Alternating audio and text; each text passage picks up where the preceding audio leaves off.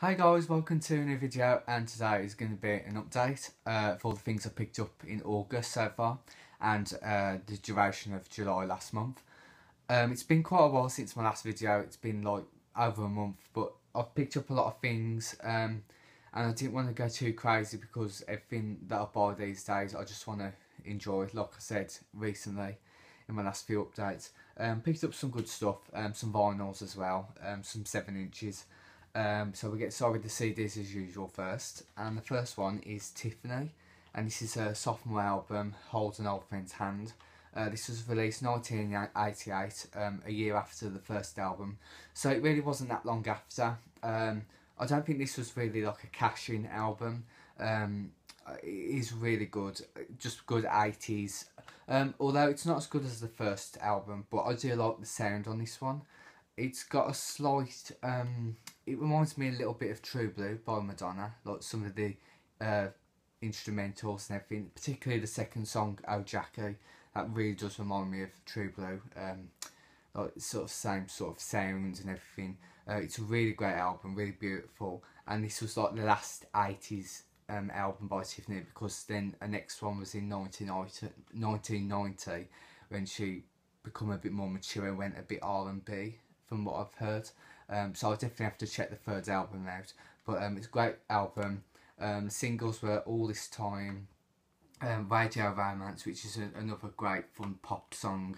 There's also, I think there might be another one, I think it was, maybe it was Hold an Old Friend's Hand. There was a couple of singles, but I think Radio Romance in the UK was probably the most well-known song off this album. But yeah, love it. The next one is by a group from the 80s, and they weren't really well known. They never really took off, unfortunately, and they're really good. And it's Voice of the Beehive, and this is their debut album, Let It Be, B-E-E. So it's like a nice little parody from the Beatles classic album. And what I like about this band is they're really vibrant, very colourful, really lively, some great songs. If you like the Bangles and the B-52s, then I'm sure you'll like this band if you've not heard of them. It's basically two American singers, the two females, and the rest of the band members were actually British, including the drummer from Madness, who was the drummer in this group, Voice of the Beehive. And yeah, they had a few minor hits. The one that most people might know is a song called Don't Call Me Baby. That's a really great song. It's probably the one that most people might remember. Check it out, it's really good. I've got the 7-inch on picture disc, and yeah, it's just amazing. And it's a good album. I've only listened to it once all the way through, and it's just fun pop 80s madness. So yeah, it's that one. The next one is Alison Moyet, The Turn.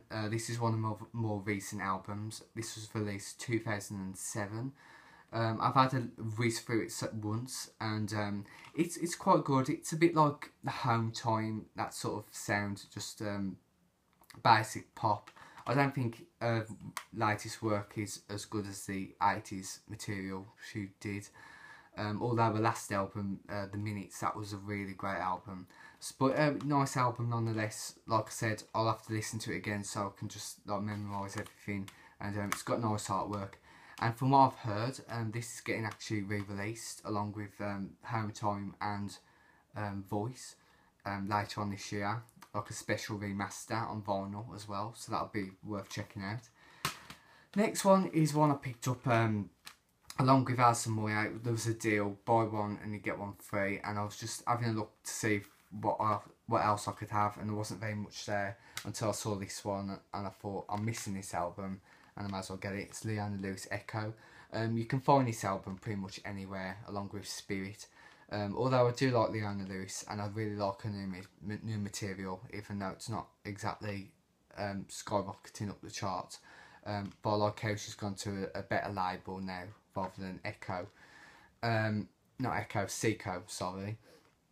Yeah, I had only 2 singles released off this. It was Happy and I Got You.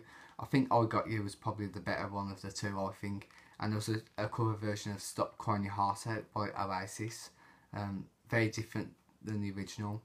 Nice artwork nonetheless. I've listened to some of it and it's very good.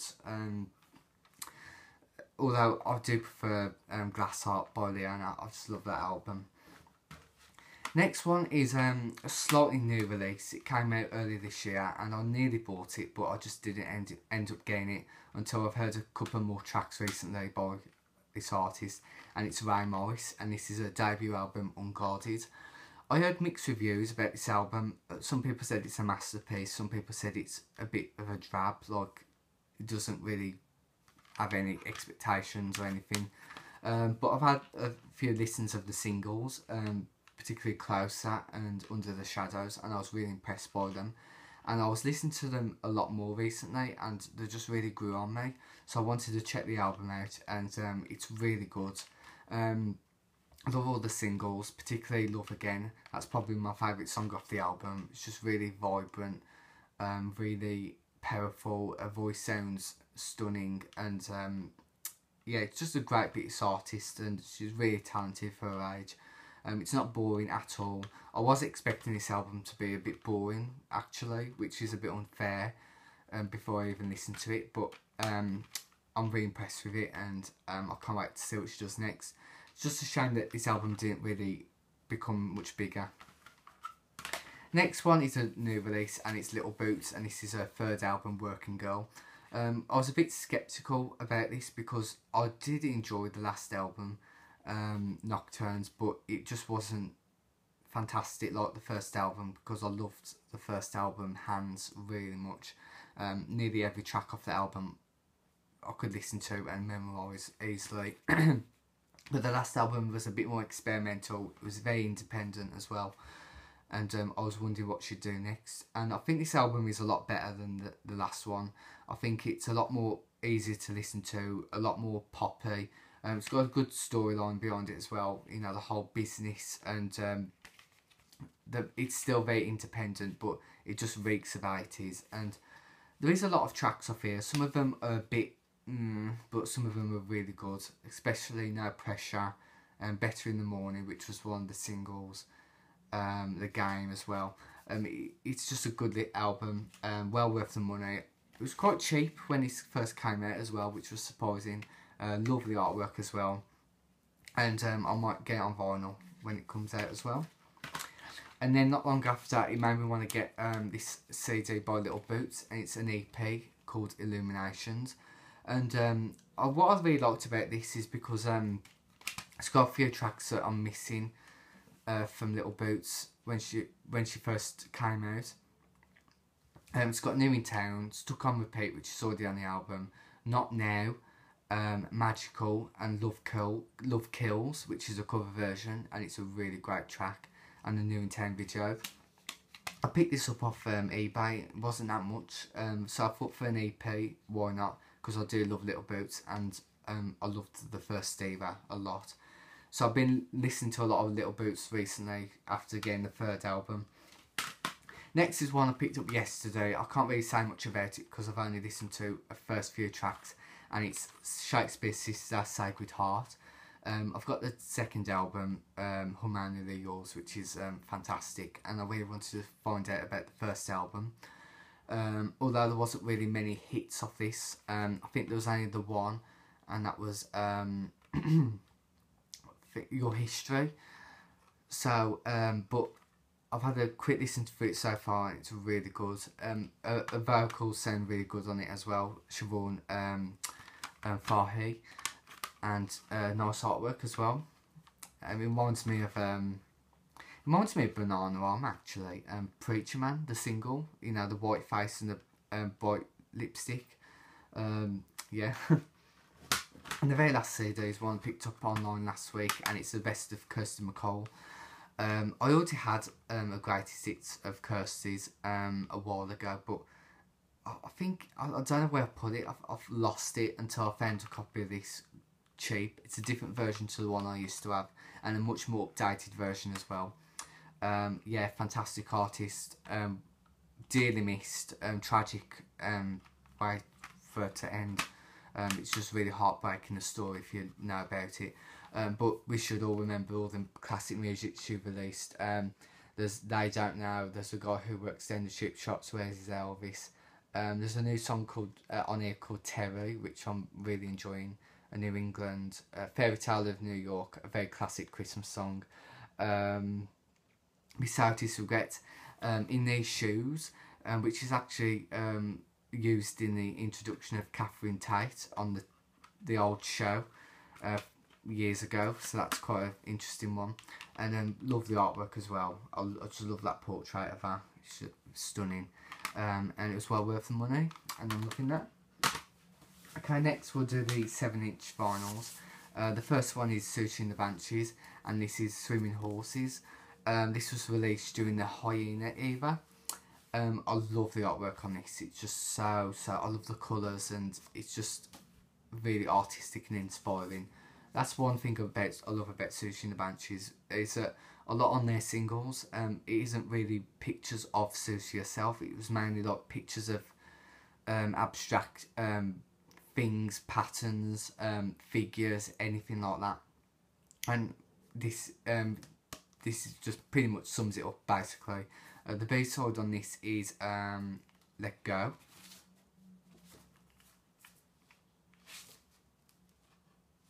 Yes. And on this side, I'm a bit confused. It says the B-side is Let Go, but on this side it says Wonderland, which is a bit weird, if you can see there. I don't know what that means. Surely it's not two B-sides. I have listened to it though, and it's really good. It's a very, very dark track.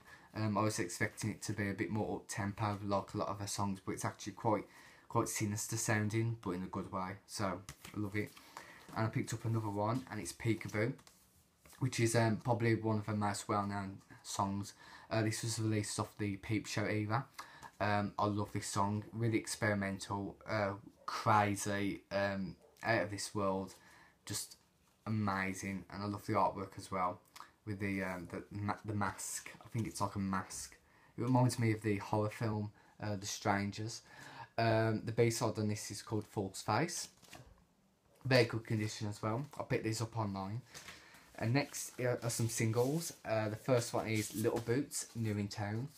Yeah, really good condition as well. Side A, New in Town, and Side B is New in Town, Known is Safe.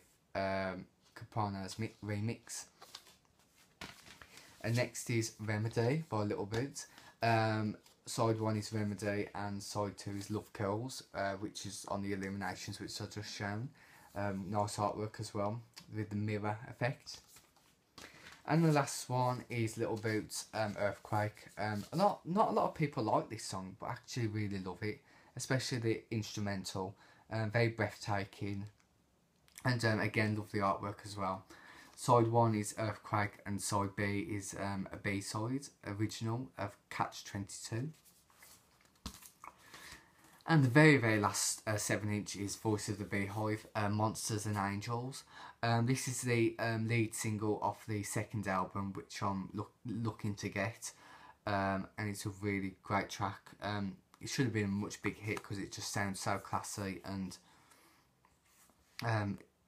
it's just breathtaking to listen to, in my opinion. Just a good feel 80s track. And yeah, side 1, Monsters and Angels, side 2, Only If You Want To.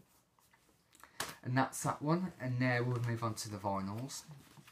I've only got 3 albums here, but they're all good ones. The first one is a bit of a cheap one, and it's Tiffany, the debut album.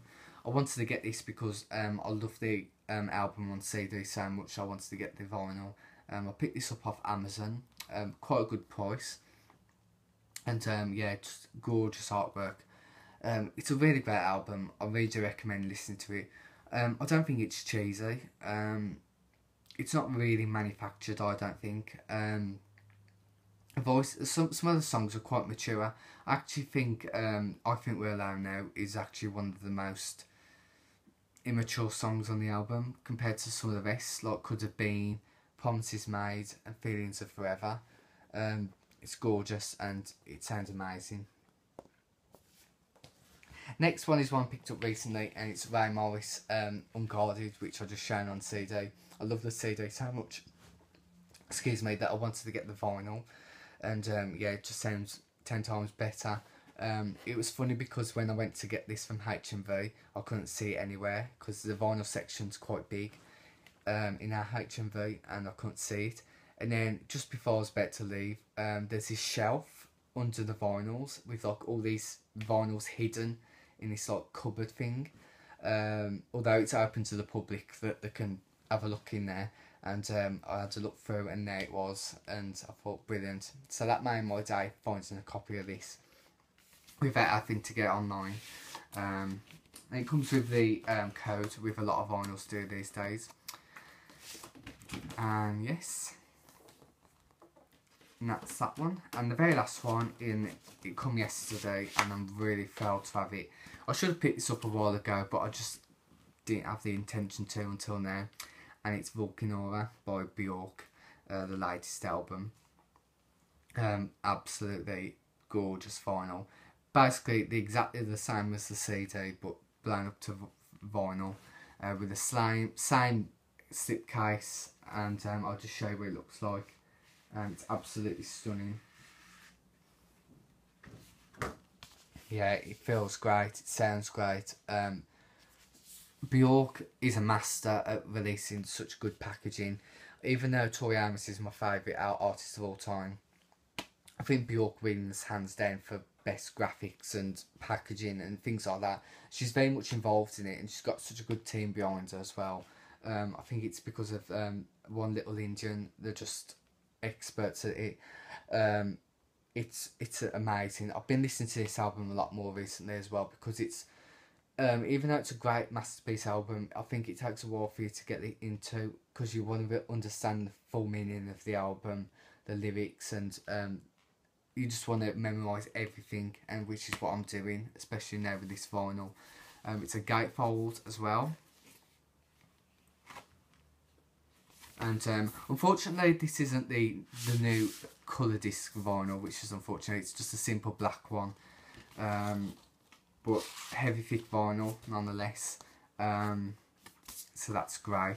And I'm going to see if I can try and get more Bjork on vinyl, because I've only got the first 3 albums and this one, so the next one I'm going to get is probably Vespertine, although I've got Medulla as well, I forgot about that one.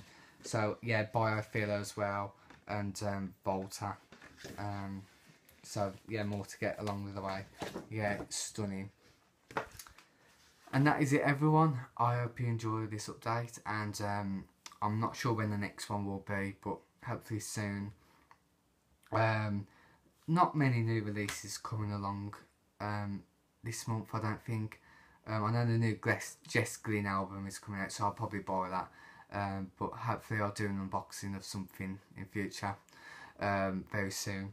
So I hope you enjoyed it. I hope you're having a good summer so far, and speak to you soon.